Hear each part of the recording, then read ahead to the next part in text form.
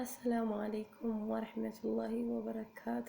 ውድና የተከበራችሁ ወደ ቻናል ቤተሰቦች እንዴት ናችሁ? እኔ ሰላም ነኝ አልሐምዱሊላህ። በያላችሁበት የአላህ ረህመት እዝነት አንድነት ፍቅር ያንተልን ወጥቶ መቅረትን አላህ ያዝልን። ሀገራችን ኢትዮጵያን ሰላሟን፣ አንድነትን፣ ፍቅርን ያንጣልን።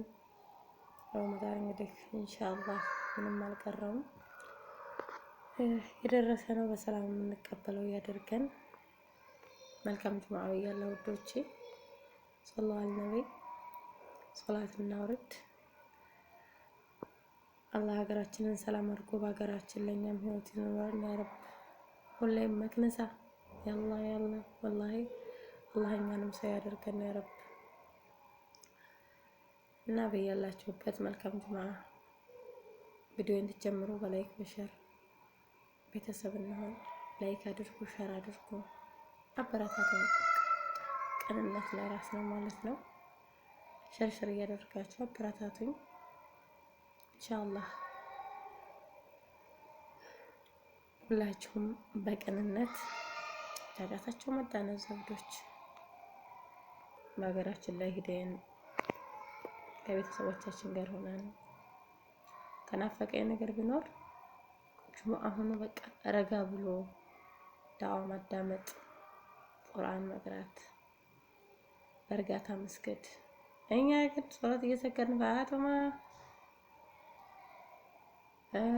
ምንም እያደረግን ፋጡማ ኢንሻአላህ ነው። በሀገራችን ላይ ያ ረብ ሀገራችንን ሰላም አድርጎ በሀገራችን ላይ ሰላሙን፣ አንድነቱን፣ ፍቅሩን አንጥቶ እንደ ሀገራችንን ሰላም አድርጎ በሀገራችን ላይ ይሰብስበን። በስደት ላይ ስራ ላጣችሁ ውድ እህቶች አላህ ኸይረኛውን ስራ ይወፍቃችሁ ያ ረብ።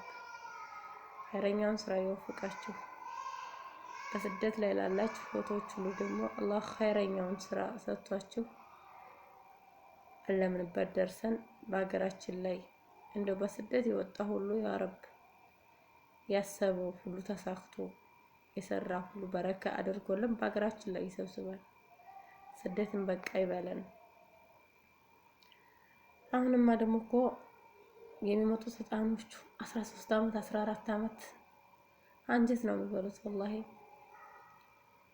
ክንዳቸው ባልጣና የሰው ፊት እና እንደ ስደትን በቃ ብሎ በሀገራችን ላይ ይሰብስበን። የዘረኝነትን በሽታ ያጥፋልን። ህዱ የሚባልን በሽታ ያጥፋልን።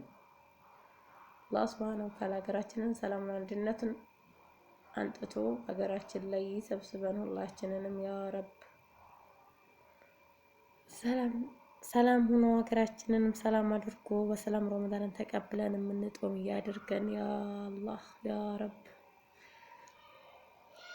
የምህድን በሽታ ያዝልን። በአሁኑ ሰዓት ደሃውም ሀብታሙ የምህር በሽታ ነው በሀገራችን ላይ አብዛኛውን ያስቸግረው።